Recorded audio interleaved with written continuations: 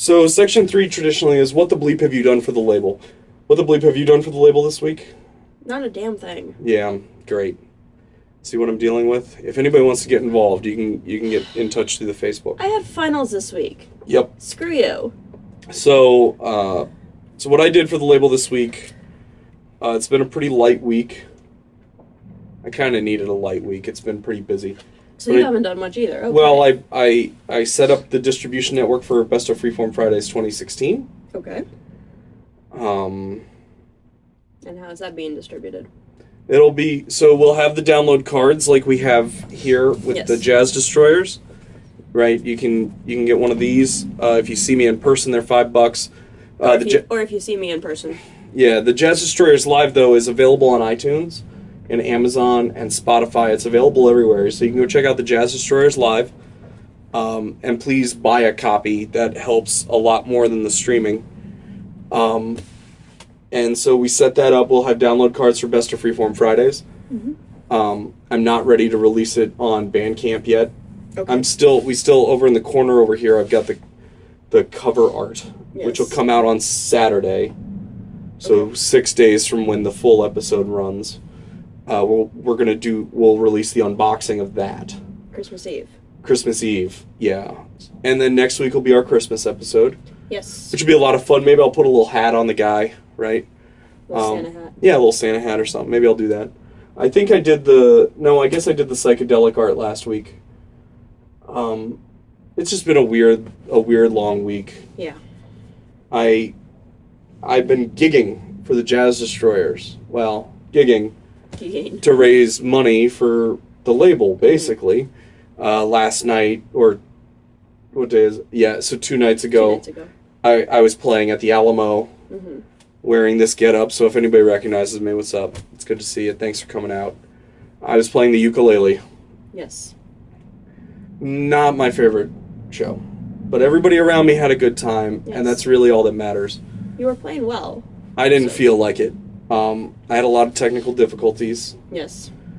I had to play the first hour by myself, and it's really hard to be compelling with a ukulele for an hour. I'm pretty good at it with a guitar, but even that I struggle. I don't like doing solo gigs. I'm much happier when I'm playing with people, and people were late, and it was very, very frustrating. I spent the whole hour watching the door.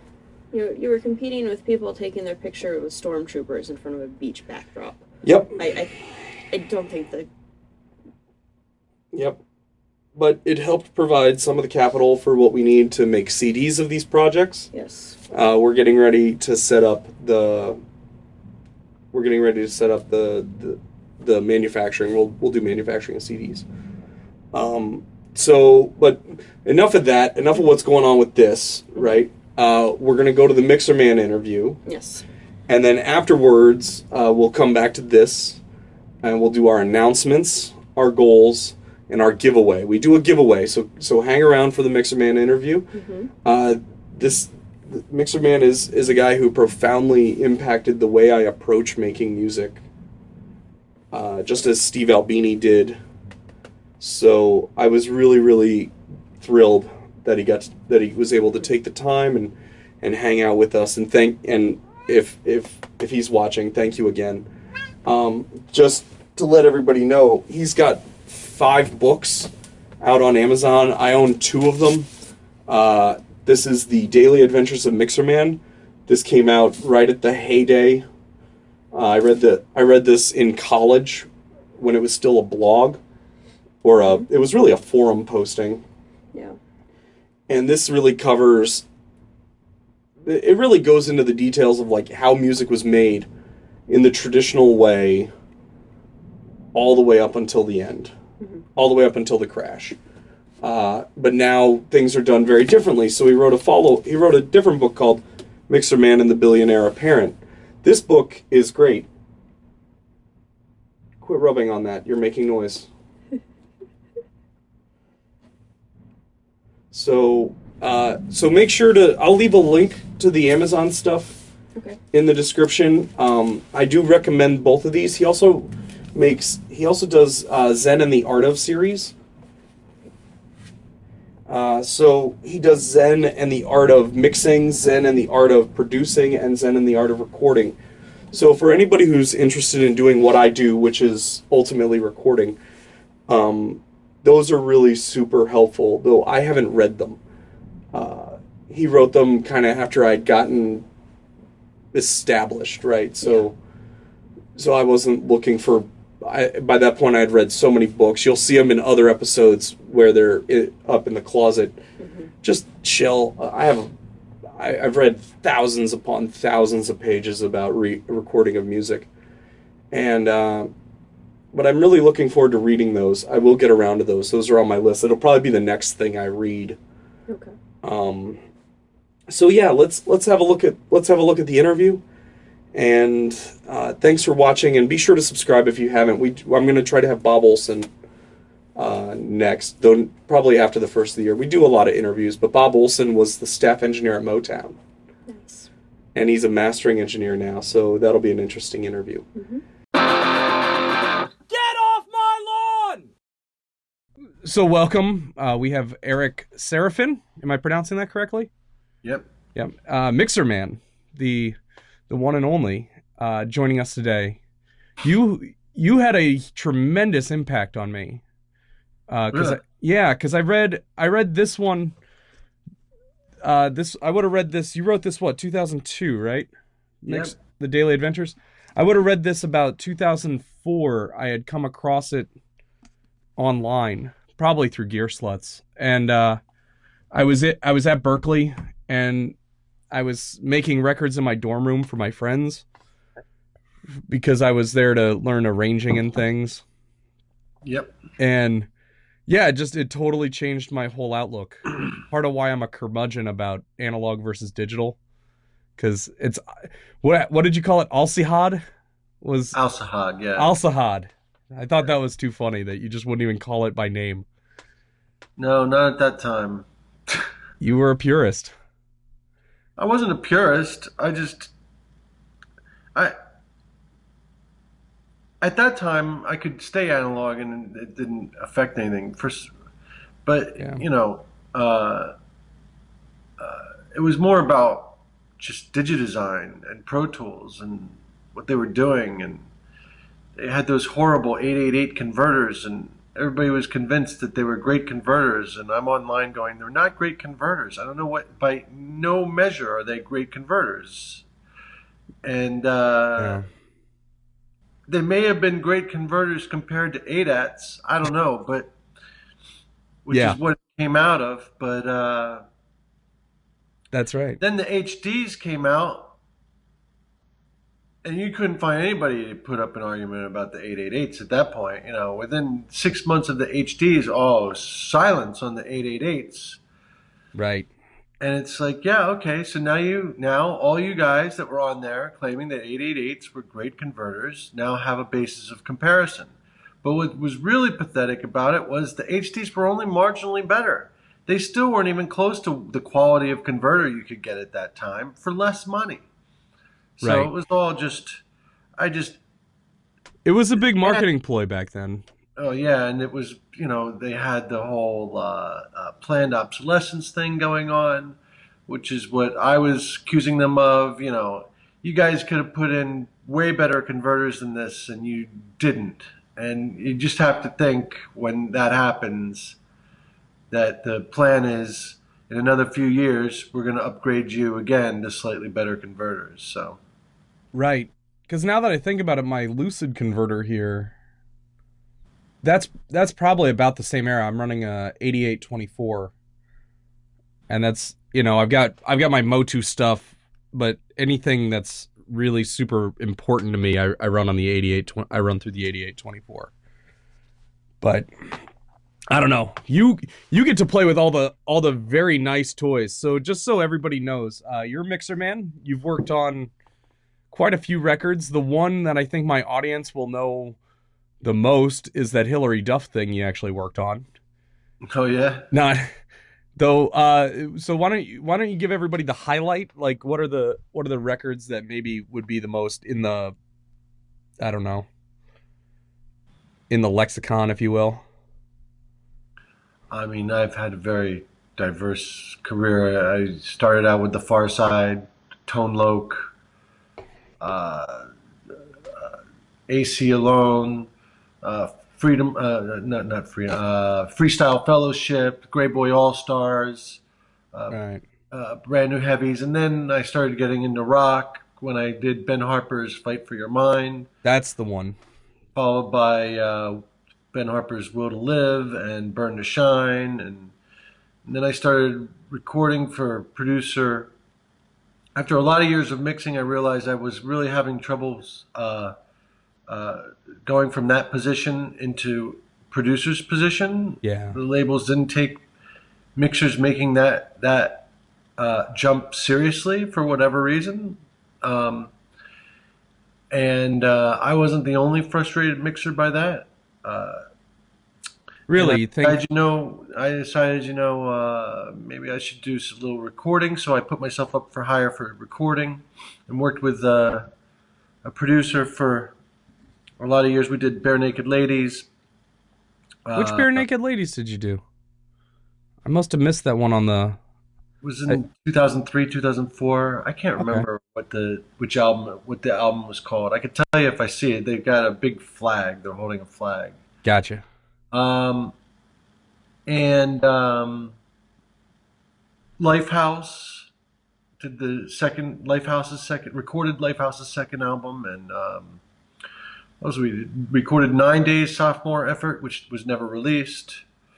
Huh. A whole bunch of acts in that era, and then I went and produced Pete Murray's second album in Australia. He was a huge phenom in Australia at the time in 05, 06. And I produced his second album. That went quintuple platinum or something in that country. And Wow. what else? And then I've done, I mixed two Foreigner albums, live album and and an unplugged album. Yeah. Those are great because, when you mix most things, you could go, oh, I think this is going to be a hit, but you never know. You mix Foreigner, every song's a hit, already a hit. And it's already like. Cold as Ice, and they're great songs. They wrote so many amazing songs. It's incredible. So those were fun projects to mix, and Yeah. and I've produced a bunch of acts out of the South. And over the years, starting in '08, I started coming to Asheville and recording acts, like an act called The Broadcast, great band, rock Ve- band. Very Uh, cool. I'll look them up. I'll put a link in the description. yeah, and then I did worked with Josh Phillips. I recorded an album for him. That guy is amazing. I want to do another album with him. I want to do music with him for sure because he's just brilliant. And well, so is The Broadcast. Caitlin's an amazing, amazing singer. And my son was. I was living in LA in '08. My son was what, like 12 or something, but I knew in '08 I wanted to move to Asheville eventually. So, but I wasn't going to go leave LA just then, and I wanted my son to stay in the same school district and all that. So, once he was grown up, we decided to pack it up and move to Asheville.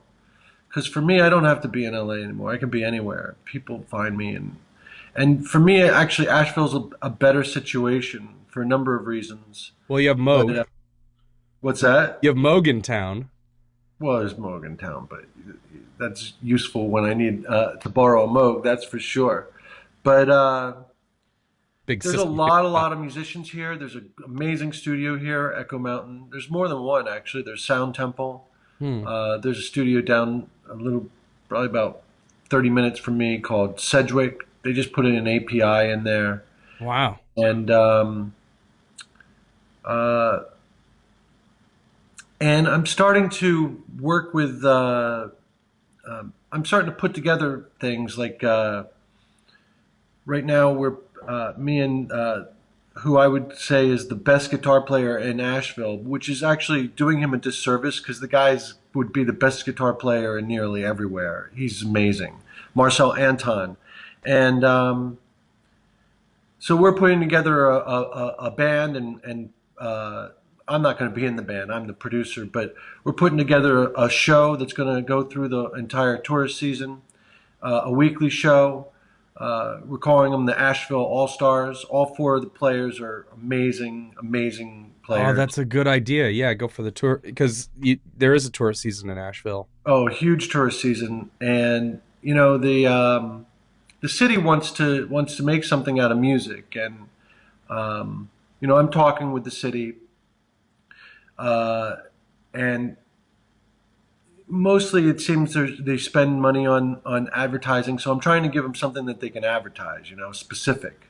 Right. And so we're putting together this show, and this guy Marcel is so diverse. We can do multiple different kinds of genres. So he could do a different kind of show every week with this band, and it's a big big project. And we've got to pull in private funds from investors and funds from hopefully funds, public funds, hopefully endorsement funds, so that we can put on a really high quality, full blown show, not just have like a bunch of guys up there just playing music, whatever. Especially if it's just mountain music. Mountain music's cool, but people want something they can dance to and enjoy, and so we're Right. It requires a large sound system, lighting. It's going to require you got to have the right costuming. venue. So we've been talking to different venues. So it's very involved. It's pulling things from a lot of different places. If you told me 5 years ago that this is the sort of thing I'd be doing, I would be stunned by that. Right. But this is where we're at. Is that you have to generate your own situations now. So. And there's a void here. This does not exist here. So I see an opportunity, and you're going for it. I want to make records with these guys, and so that's what we're gonna do. That's awesome. Yeah, that's really cool. So just to give, my audience is primarily not musicians. I would love it if musicians watched, and I try to give a lot of advice and things I've learned over the years. But the reality is musicians make really terrible fans because they never buy records. They don't show up to the shows because they're broke and they're too busy playing their own shows. So we try to target everybody. So to back up, so let's walk everybody through just very very quickly the different, like, when you talk about recording versus mixing. I think you're in a unique position to actually talk about what that is and how that's different in a very simple way. Well, I mean, they're just two different phases of the production, right? So Right. you have the production, which is overseen by the producer, who basically is the guy who makes it happen. And different producers have different skill sets. I've been doing it a long time, so I've filled a lot of the voids and that others may have. I mean, I know producers that come strictly from being a music fan and really having a deep understanding of history of music, and couldn't tell you anything about a lick of music beyond that, but are able to listen to something and say whether it's doing what it's supposed to be doing. And then there's guys like me who come from a music background who can. You could play a chord for me, and I can tell you what the color tones are in that chord. I mean, it goes pretty deep. So Right. for me, I mostly produce these days, but I also mix. And the mix is the recording is the phase where you actually record what the band is doing, and the mixing is when you put it all together. So if I'm recording a rock band, I'll have a microphone on the kick drum, on the snare drum, on the different tom drums, and I have overhead microphones. So I'll have all these microphones, and they all relate to a channel. And then I blend those channels together electronically to make what's called the mix. And that's a very oversimplified explanation of it, but that's No, the basic process. that's about how I'd put it for the audience too. And then after the mix, you then have what I did for a while, which is mastering. You take the mix, you send it to the guy listens to it and goes, "Yep, it's good," or he goes, "Well, it's a little bright," and if you have The mastering guy takes your work and gives it a little little A little polish. love makes it a little louder. It Yeah, takes, gives it a little EQ, little and EQ, touch of brings it to compression. the next level. But that person's basically doing processing that we do throughout, but on the entire mix, on the two-track mix, what we call stereo two-track mix. Right. And so that that's just to give everybody the background because I don't know that I've ever explained that part. So how did you fall into recording? Did you go to school for it? Did Yeah, I you went to Berklee College of Music. you too? Yeah, I went to Rutgers for a year. I studied piano with jazz piano with Kenny Barron, Okay. who's amazing uh, Bud Powell-esque type player. Yeah. Well known in the straight ahead jazz community. Anybody who listens to straight ahead jazz knows Kenny Barron, and uh, I realized pretty quickly that that was not where my career was going. So, but it was an amazing experience, and I studied with the guy Prof Fielder too, who was the trumpet player who he played in the Chicago Symphony in the 40s and 50s, and then he taught. He was the first guy who was a crossover jazz and classical player, at least on the trumpet. And he taught Wynton Marsalis, who is the most famous person for that crossover. Yep. Anyway, not to get bogged down too much in that, I spent a year there. I went to Berklee. I never actually intended to graduate Berklee. I just wanted to take a bunch of classes that I wanted to take, and Learn everything um, you can and get out. Yeah. I took some arranging classes. I realized pretty quick that I was pretty advanced in arranging, certainly beyond the early classes. So I moved on to songwriting. I even took, I changed my major to vocal Really? performance for a semester because I wanted to get some vocal lessons. And that was changing my major. That was easiest. It was pretty funny though at my, but I'm no singer. I just wanted, to learn some things. So, uh, but at my final, I had to do a performance in front of like the whole entire vocal staff team, and I really cannot recall any time in my life seeing more horrified faces than when I was doing my. I don't even know what they gave me. Probably a D. Not good. It wasn't good. Yeah. I, and I didn't deserve good. That's okay. But it wasn't. I wasn't there for a grade, and I wasn't there under the pretense that I was going to actually be a singer. But I Right. learned a lot of good things, breath control, how to sound your vowels. Some things I knew, some things I fine tuned. Uh, uh, I had a good teacher who taught me where my voice was sat best and stuff like that. And then the songwriting stuff was really, really, really. You would think that songwriting classes is counterintuitive, and in some ways it is, but I was songwriting, and a lot of people learn to songwrite by mimicking. Yep. So, like I would say, okay, today I'm going to write a Phil Collins song, and so you try and write a song that fits him, and you learn a lot from those exercises. And um, so when I was taking these songwriting classes, I was learning a lot of things that I was doing intuitively, but then it defined it.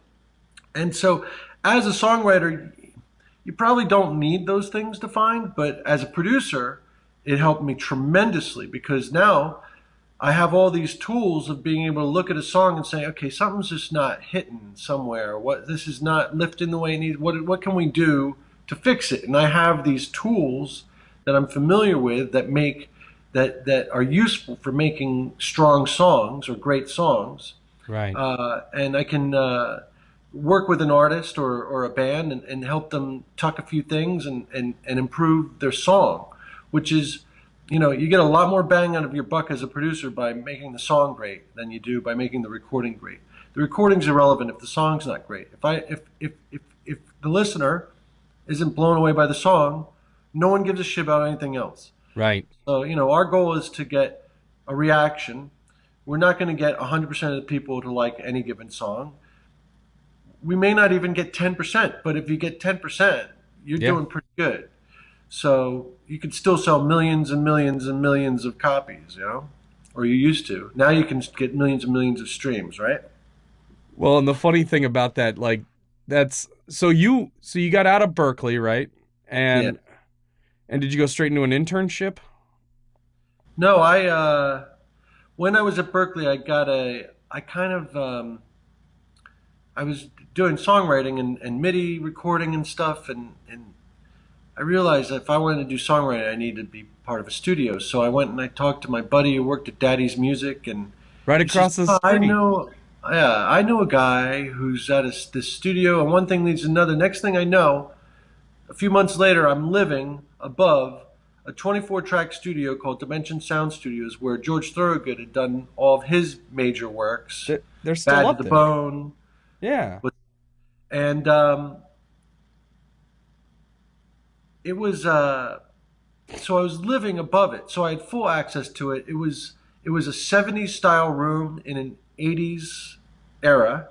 All the rooms were going live at that point, so it wasn't super busy, and so I just spent a lot of time in that studio just learning and cutting my chops and learning for several years and bringing in bands from Berkeley and starting, as I started to improve, I started to charge for it, and the owner was like, yeah, do whatever you want. It was kind of a hobby that got out of hand for him, and he was happy to have someone in there who was going to try and rebuild the business. But he understood that I needed to learn how to do the shit first, you know what I mean? Right. So he gave me a lot of leeway on that. And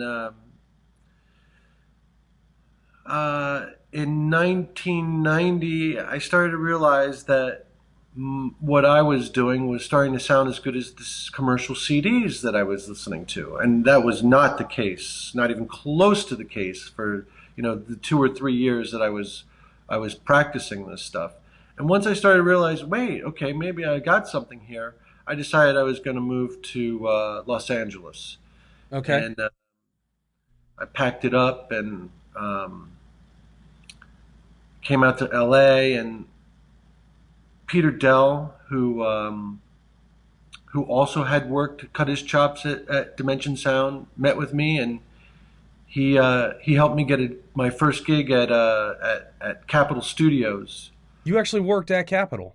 Yeah, I was what they called setup, which is basically a runner. Okay. Was the main part of the gig, but our job was to set up all the sessions. So all the string sessions, the movies would come in. There would be 60 to 100 and up to 120 piece orchestras, and so I'd have to string up all the mics and all the music stands and the lights and put a pencil in every stand and have all the headphone runs and so that they could plug their headphones in. And so basically, when the orchestra walked in and sat down, they could put in their ear thing and they could warm up and they could play, and the engineer could pull up everything and they were recording. Make it happen. Yeah. So that was probably the most valuable education that I had, because miking up an orchestra is completely different from miking up anything else, and there are tried and true methods of it, and so having strung up probably 20 or 30 sessions in 6 months, maybe more, you learn how to mic up an orchestra. And it's not that I actually have had to mic up an orchestra in my career, but knowing how it's done is of value. That's for sure. Is that the Decatree thing, or how many microphones would you use in those big orchestra sessions? No, it wasn't Decatree. Not in a studio. In a studio, you actually just put a microphone every 2, 3, 4 people, depending on the section or what the engineer wants. But basically, I'd put a U47 between the two violins, and another U47 between another two, and all the way around U67s. I mean, they had so many microphones at Capitol, drawers of microphones, huge drawers. Yeah.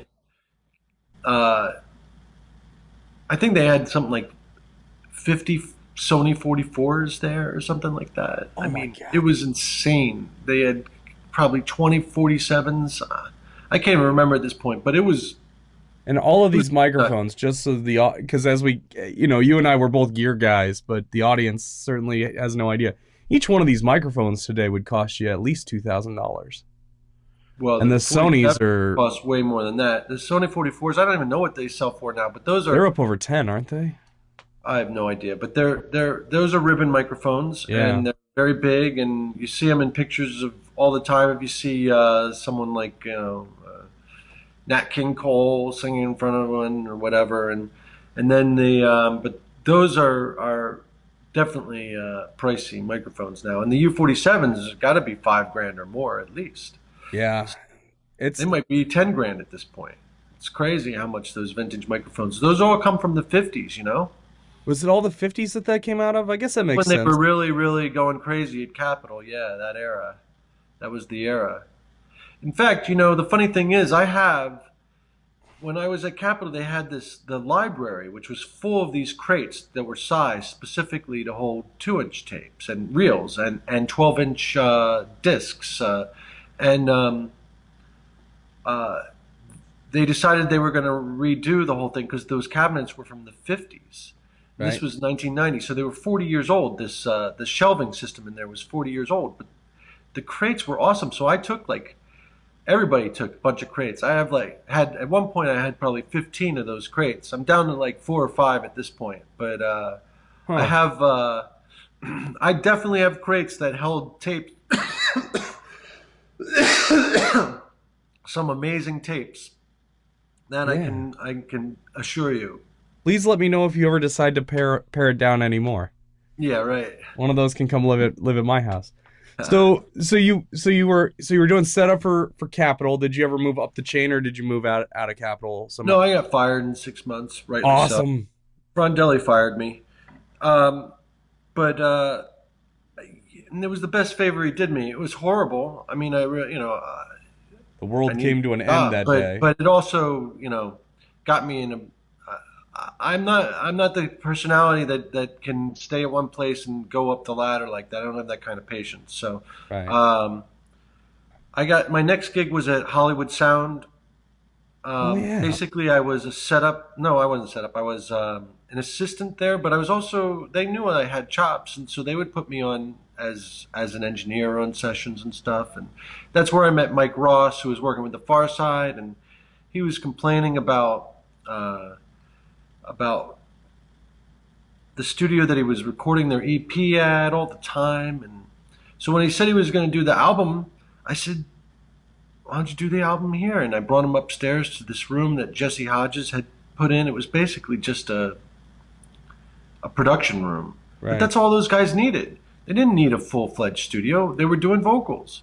You're So we doing set vocals and you're so maybe there was a recording. DAW in there. I'd never used a DAW before, so I learned how to use it, Spectral Sonics. This was, Oh yeah. 1992. Yeah. So Sound Tools was around. Um, Sound Tools is what became Pro Tools, right? exactly, that became Okay. Pro Tools. Which is But Alcihad, as we mentioned earlier. yes, which is Al Sihad. But it was pretty unheard of to record an album to Hard to a drive. DAW at that Yeah. time. That's what's so hilarious. I mean, people always when I was calling Pro Tools Alcihad and I was joking about how people who stay in analog are Luddites and all this. A lot of people were convinced that I just didn't know how to use a DAW. To which I say, sorry, but I've been using a DAW 10 years longer than you even thought about using a DAW. That's true. So, and that's how I made my determinations of whether I preferred digital over analog at the time. And I figured out pretty quick that analog was a better format, especially for the things that I was doing. Um, at the end of the day, nowadays I do hardly any analog recording. It's just the problem It's is 2-inch expensive. tapes are kind of like cars. If you don't use them, or refrigerator or dishwashers, if you don't use them all the time, they break. So Yep. what happens is they'll prepare it, they get it all working for you, and then you get, just enough in to the recording before something bites the dust, and you end up going digital anyway. So at some point I just said, this is not worth it for me anymore. I need to just stick with the digital. And these days, Digital's no, I probably would I've been considering doing the project I was talking to you earlier with Marcel on analog, but we'll see how that goes. Yeah. I probably will regret that. So I just don't have the resources to go into 2-inch tape. Like, just so everybody in the audience knows, how do you know what a reel of 2-inch is going for these days? It's no, expensive. can you even get? I mean, You can get 2-inch. I think RMGI is probably still making it. $100 at least. Yeah, I think they're $200 a reel, and that's what, 20 minutes of recording or something. 15, 16 actually, 16 minutes and 40 seconds. Yeah, see, So- you would know. I wouldn't. So that's just totally that kind of falls outside of what I do, which is what I call sustainable music. We try to keep our costs low, but I still like working analog. So We're all there, man. Everybody's trying to keep their costs low. The Yeah. thing is, if you go analog, I could make an argument that depending on the project, I could keep the cost lower by going analog because You get it you're done forced fast. into working certain ways and the DAW can slow you down if you don't have an extreme discipline to not fix everything. And Yep. it's kind of a slippery slope because you fix one thing and then you hear something 2 bars later and you're like, oh, I got to fix that too. And then that just keeps going and going and going and going. And sometimes it's better just to record. If you record analog, it is what it is and you don't have to fix it. Right, maybe you splice 2 takes together, but that's about it. Yeah, that's fine. But the thing is, you really need great musicians to do that, and yeah, it can be time consuming in its own ways too. So it really depends on the project. But there's projects that analog tape could potentially pay for itself as far as the reels of tape are concerned. I agree. Like, so I've been working in cassette because it's relatively reliable. Parts are readily available. Like, this machine here is a Fostex 250, which I think is one of the early 4-track machines. And then I have in the other room, I have the big 688, the 8-track. I'm looking forward to. I fired it up. I tested it. I got it from a guy on the boards, and thank you again. But it's a beast. It's about as big as my mixing board. It's huge. But what drove me nuts is it doesn't have phantom power. So I got to buy an external box to supply phantom power to my condenser microphones. No. And that's okay. But that machine would have been made in like 1992. That would have been the last of home studios trying to be tape. Yeah, because shortly after that, it was like immediately after that ADAT started coming in the picture. ADAT, and then really, I guess my perspective is Cakewalk. Cakewalk is really the one that made the home studio thing boom. At least growing up in the 90s in my part of the Northeast, everybody around me who was doing anything on a hobbyist level, they were all using Cakewalk Home Studio. And that's where I cut my teeth for a long, long time. I'm part of that generation. We're all self-taught. There really wasn't a lot of internship opportunities, and as I was coming out of school was when Hit Factory was closing. Like, so you have fewer and fewer. Wait, in New York, what year was that? That had to be like 05, 06? Yeah, I left it in the end of 06. Yeah, that's been a decade. I recorded Guster at Hit Factory. That was really weird studio to me. I mean, first of all, you're in New York, so the studios are on top of each other. Yep. Right? That's weird when you come from LA. Yep. And then on top of it, every time I needed a microphone for anything, I swear to God, it took half an hour to get the microphone. Like, the guy would leave. I'd be like, where the fuck did the dude go? I just need a fucking microphone. He's like, and come back. Okay, here's a microphone like half an hour later. I'm like, what are you doing? I'm willing to bet they had a rental way house. On the other, it's on the top of the building. I don't know. Who the hell knows? Yeah. It's like, what do you have to go down? You have to go up to 56th Street to go get the microphone? Maybe. And then if you want to get anything rented, you would rent it. It would take hours and hours for it to get there because of the traffic. Yep, the traffic, and you can't load. Like, LA's, LA's got nasty traffic, but at least most buildings that you can get things in and out of them It relatively easy. does, but you can load up a truck and be there anywhere in LA, even, well, maybe not at rush hour, but during the day, Yeah. in an hour. They could be 10 blocks away from you. It'd take fucking 4 hours. I know. My poor wife, we had her drive through it. She drove 3 blocks before she was like, "All right, that's it. You're driving." Yeah, She right. can't handle it. So yeah, let's talk about these books though, because you've written now what, 5 books? 5 books, yeah. And I'm a goober. I haven't got. We'll talk about the 3 I don't have after we talk about these 2. So the first one I had mentioned, it's the Daily Adventures of Mixerman. Yeah. And you originally posted the whole thing, right? It was originally a blog for you, or you were. Yeah, it was never even intended to be a book. I was just trying to attract people to this forum that I was asked to run. And if you're going to run a forum, it's good to have people there. Yep. So I had like this 2-month window that came up where I had to take a break from work because my wife at the time, currently my ex-wife, was having health issues, Oh, and so I needed to be there at the house, but I didn't have to do anything for her. I just had to be at the house to take in care of. case. So Yeah. I had all this time. I'm like, I had this idea a few months before about an anonymous engineer writing a story about working with a bidding war band, and so I started writing it. And And bidding war bands don't really exist anymore, do they? Or maybe Beeper. probably not. No, Maybe somebody like they Beeper bid would the have other been bidding. direction now. How low can we go? Yeah. Um, Bands don't even get signed right now that I know of. I mean, it's really just a dearth for bands. But It's it's all that'll gone ch- synth pop. It's all that'll change. duos. And so I started posting it up one chapter a day. Basically, it was the rough draft of that book, and Yep. um, I think I had found that archived somewhere, and that's where I was reading it. I was enthralled.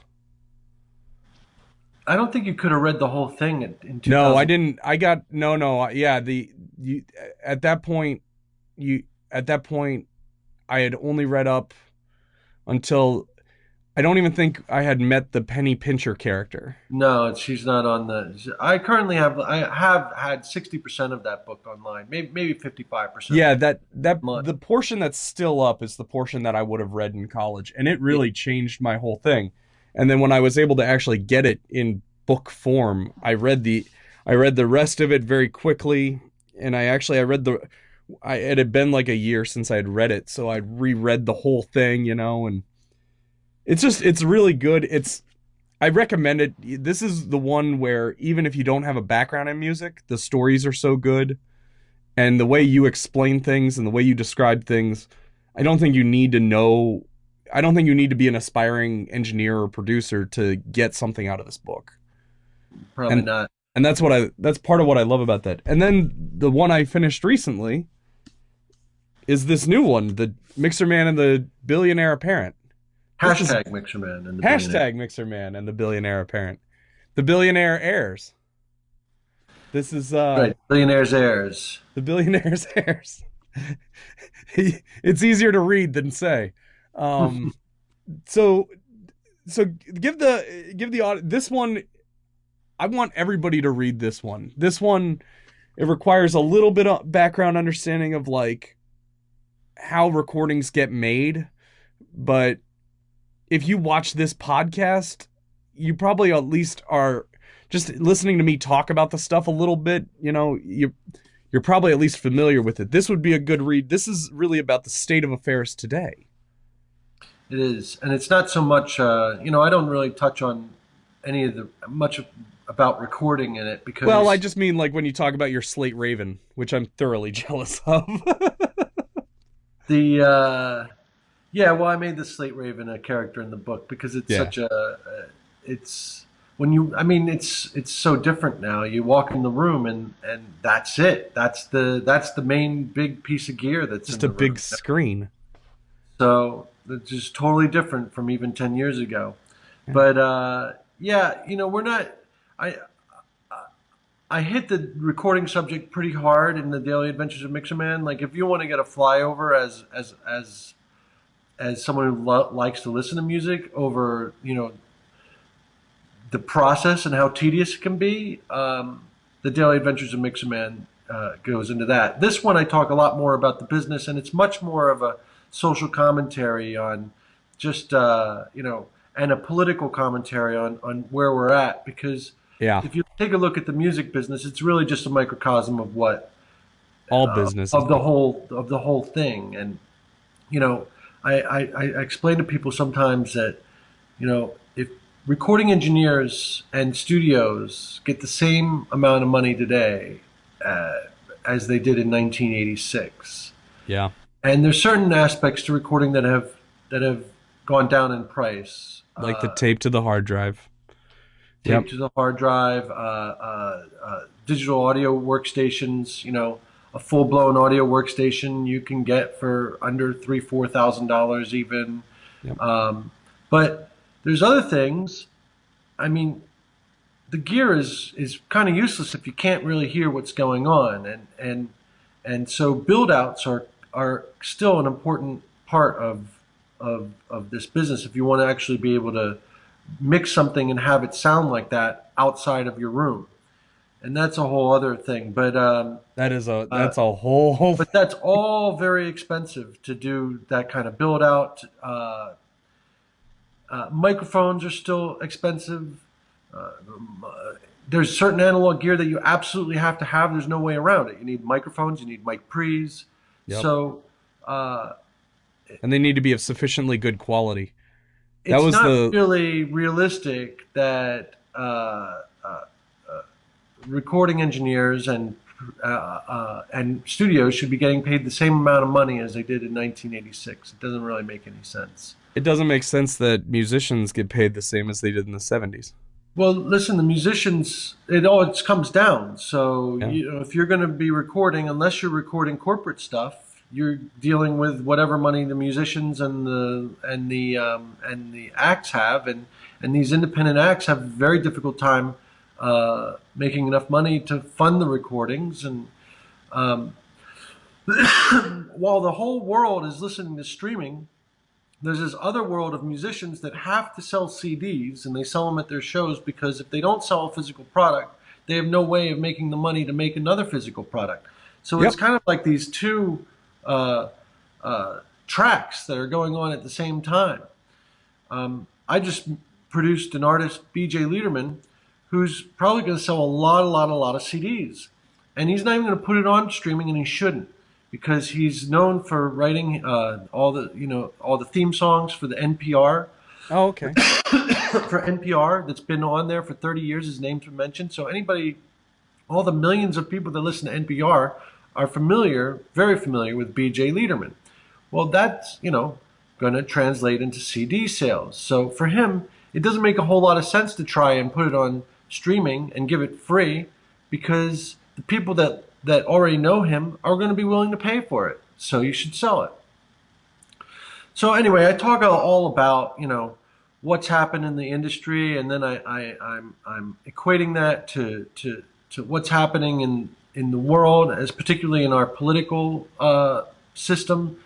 And I don't know if you noticed, but I wrote that book in 2015. Yeah, I was doing the major editing, my third, fourth, and fifth draft I did after Trump entered the race, but that book was written before Trump even entered the race. And I'm touching on all sorts of things that have come to pass. One of my characters that keeps popping up in Mixerman's dreams, and that is Senator Coup d'etat. Yes. And, I'm not going to say who that is. No, he's my senator. Probably it's okay. someone very familiar to people. Yeah. No, I think you're talking about my senator. And he's not really my senator, but he represents the state that I'm in. So basically, in your world, you get hooked up with an intern, for lack of a better word. He's an intern, or at least what used to be interns, but there's a bit of a twist, and mayhem ensues. And did you really Like write intern billionaire, that's the twist. Yeah, he's a billionaire intern. Let me tell you, I'd love to have a billionaire intern. It's 'Cause funny. if it's anything like what came out of my head, that's going to be great. You know the exact formula on how to go make the kid blow up with sufficient capital behind him. Yeah, exactly. What I found amazing though was like I'm sitting there reading it, and I don't know if it was Ken Lewis or it was somebody who I had no right kind of side-eyeing over it, but you know, a lot of guys who were big name producers, they're educators now. It seems like the only way any of these guys can figure out how to make any money anymore is to teach the next generation how to do it for profit. And Right. I have really mixed feelings about that, but listen, I'm not going to tell anybody what to do with their time or money. But I remember sitting there and I was reading, this was when you were publishing the weekly adventures on the website, right? And that's mixerman.net. I'll make sure there's a link. You have a whole forum. I should join your forum. The Womb Forums. Yeah. Mixermania. It's Mixermania on Facebook. Mixermania? Yeah. All right, my I will group. make sure I go like that. But Forum people, there's so many people on Facebook now that I don't put a lot of time into the forum anymore. It's just yeah, plummeted. And this wasn't just my forum. It was never, I never treated it as a real business. It was more a hobby than anything. I mean, it's a way of building it's a way of maintaining your community that you've built around yourself. Yeah. exactly. So, and it was a good promotional tool, but it's not that anymore. I'm spending a bit more time on Facebook, on Mixermania, which is one of the Facebook groups, which I curate. So Very and cool. then there's Mixerman.net, yeah. And but this whole thing of like, because I remember my buddy had Diamond Audio here in Austin, and he would get calls, and kids would be like, "Let me intern with you. I will pay you." Like that's how desperate some of these kids get out. They get out of audio school, and they're told, "Get an internship, get an internship, get an internship," which I agree is the best way to learn it. But like to pay a studio for it, and now some guys, I guess they got those calls a couple times, and they said, "Well, I guess I'm a school now." And there's one school here in Austin that I won't name because I don't really want to just sit around and trash talk other people, but that dude is ripping all of those students off, and he should be ashamed of himself. And I want my Make an SM57 argument back. that any school that teaches recording at all is predatory in nature, regardless of its size or anything else. I Because know. it would be impossible for them to actually place or for all those kids to get jobs, and There's not that many jobs out there. audio is not the only place that this is happening. This is a trade school epidemic of people being told, "Oh, you can be a massage therapist. Oh, you can be this. You can be that." And these, in music in particular, it's saturated. I mean, you have people like me who have discographies, and in the grand scheme of discographies, mine's pretty medium. Yeah. But compared to someone who's just started 2, 3, 4 years ago, who has absolutely no opportunity to have nearly the kind of national known acts on a discography that I do, they're competing with me, and I'm competing with them, which is nuts. It's really nuts. And so I understand why some of these guys, they go into teaching because it's lucrative. If you can get 6 or 7 students to give you $6,000 every few months, that's a pretty decent living, but I just don't know that I'd be able to sleep with myself at night. But I like what you're doing instead. You've written these books, and you're trying to help the next generation in a more sustainable way, in a way that doesn't cost a single student $6,000. So tell me while we have a little more time, tell me about the Zen and the Art of books. You've written 3 of them now: the Zen and the Art of Recording, Zen and the Art of Mixing, and Zen and the Art of Producing. I think producing was the first one, right? Mixing was the first one. Mixing was the first one. And it's the most popular one. Is it? Probably because it's the most elusive part of. Well, actually, I shouldn't say that. It's the thing that people have the struggle the most um, doing. Like Yeah. recording, you can get decent at recording pretty quick, and even if you're not decent, it's okay. Put a Mix, microphone in front of the thing. If yeah, I'm with you. but mixing is very frustrating for people to learn, and so that one does very well. The producing, Zen in the Art of Producing, to be honest, I think is the most valuable of the three books, just because you can't find this information anywhere. I mean, Yeah. a lot of the stuff that I talk about in mixing, you might be able to find. You're going to be able to find on the net. I mean, there's certain things that that are unique to me and how I present it, my philosophies of mixing and how I think about it. But when it comes to producing, you won't find hardly any of the things that I talk about in that book on the net anywhere, or even in other books, because Not a lot of books on. I'm talking about politics and I'm talking about, you know, uh, uh, the, how to use shortage of time to your advantage by using it as a fulcrum to push the session forward, and how to use too much time as a time to get extra time, as the time to get creative. Because if you're way ahead, then everybody kind of rests on their laurels a little bit, and there's a sigh of relief. And then if you fall behind, then everybody's like, we're falling behind. We don't want to be behind. You push it forward. So I talk about those things, and I lay out what all the different kinds of producers there are, um, and things to consider when you're recording, and all of that. So, and then Zen recording probably is the most technical of the three books, only because I have to talk about microphones and the different kinds of microphones, and how they work and why they have certain attributes that you might want to consider and using in certain situations, and all that.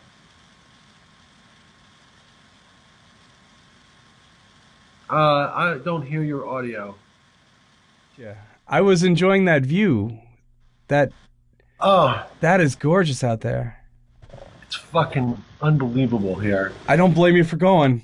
I had a good view in Redondo Beach, but this is I have this incredible view out the front there of all of Asheville. Oh It's really man. nice. And Yeah. no power plant. Right? No Isn't it power plant. Yeah. Yeah. I really I so yeah, I just kind of I was trying to wrap it up before we had our technical issues anyway. I've taken enough of your time. I really appreciate you doing this and hanging out with me and having this conversation. I No worries. I consider you a mentor even though like we've only talked a couple of times, but it was from reading the books. It had such a profound impact on me. So thank you for your contribution to the world of audio and music. And do you have any thoughts for the audience? Uh, no, I don't even know who your audience is. How am I gonna have thoughts for them? You told me they don't even make music. Most of them don't. Most of them are just regular people. All right. Well, I'm just a regular person too. That's right, and that's the thing. You know, like we, they're regular people. A lot of them aren't even aware that like back in the day you would have you'd have a recording engineer, a first assistant, second assistant, right? Like all of that nuance is lost. They just know I do a lot of this to kind of shed the light on how all of this gets made, and how the guys like you who are very well established, how you approach it and how that's different than how like somebody like me who's on very limited resources.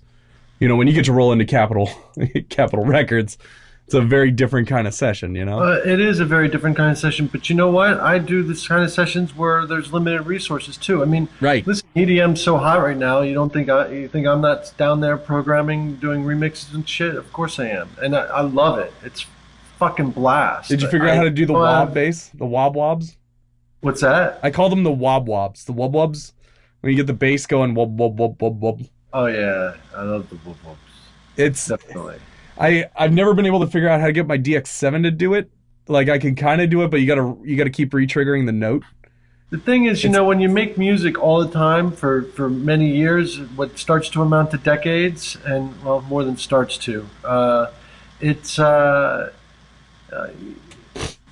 it starts to be the same thing all the time. Yeah. And I didn't get into this to be a factory worker, so you gotta, first of all, things change. You gotta go with the changes, constantly, just figuring out new ways of doing things, and then second of all, you want something fresh. So to me, when I start working in a genre that I haven't worked in, or when production changes a little bit, it's refreshing, it's fun, it makes it new. You know what I mean? It keeps it interesting. And the fresh thing's that's a good point, because like everything we do on the label, I'm really focused primarily on capturing live performance, right? I get people in a room, mic it appropriately, throw a bunch of cameras up, show the audience what it is. And to me, that's actually fresh, because now we're in a world where everybody's making EDM on laptops, and they're simulating the sound of like guitars, but they're not playing guitars. And and like I remembered you were a keyboard player because you mentioned it in that first book. And like there's that ad going around for Deadmau5 where he's got some masterclass video, and I saw Hans Zimmer's doing one. I'm like, oh, this is the new gimmick, huh? But he's sitting there going like, I don't play keyboard, so I have to write everything with a mouse. And I'm just going, ouch, that hurts me in my soul. Yeah, that's pretty time consuming. Yeah. How much faster would you be if you just learned the keyboard, bro? But what, what? I'll tell you, when I like his music, so when I play a keyboard part, sometimes like it would just be faster for me to play it in once and then just move the MIDI notes to wherever. Yep. But I'll sit there for an hour and fiddle with the piano roll and just keep playing it because I want to play it. And then I end up moving the MIDI notes anyway. But at least I get it 90% there. You know what I mean? Yeah, absolutely. And that's just listen. I'll tell you, there's the Deadmau5 thing is cool because it does show that you don't really have to know anything to make music. You can just make it. Right. And that doesn't mean you'll be good, but you could be. So well, and he did the thing I heard you guys kind of talking about it on your radio show, and I'm kind of sad to see that there hasn't been a new episode in a long time. I'd love to about restarting, but it'd be with different personnel. But yeah, go on. Yeah, because they were all like, I don't understand how they get that, like all the side chaining, all that came about after I got out of school. I didn't really know that. I wasn't the guy who figured out, oh yeah, I can totally side chain everything but the kick, and then the kick sounds way bigger. And I'm still not convinced how the hell they're doing some of that, like the pumping. Yeah. With the whole track pumps. Yeah. With the kick drum and stuff. Like sometimes at first I thought it was compression. It is. I couldn't really make it happen with compression the way I wanted. So then I got this LFO tool. I still haven't gotten a whole track to do that yet. I'll figure it out though. Yeah, let me. I'm happy to say I can do it with compression.